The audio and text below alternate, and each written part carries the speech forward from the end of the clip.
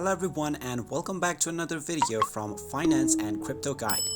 In this video, I'm going to show you how to download the Google Docs application on your smartphone.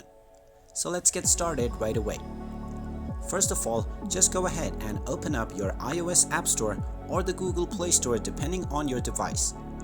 Once you open it up, simply tap on the search box and then type in Google Docs and start the search. Once you find the Google Docs application, just tap on it and you will see the install button. Just tap on the install button and this will begin the download and installation of Google Docs on your smartphone. Once the download and installation is complete, you will see the open button. Simply tap on it and this will now open up Google Docs on your smartphone. Now you can use Google Docs to open up any document on your phone right away. And needless to say, you can also make any desired changes and edits by tapping on the edit button at the bottom right corner. And there you have it.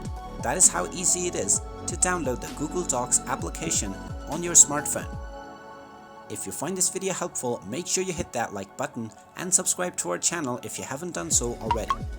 Also ring that notification bell to never miss another update from us. Thank you for watching and I will see you again in the next video.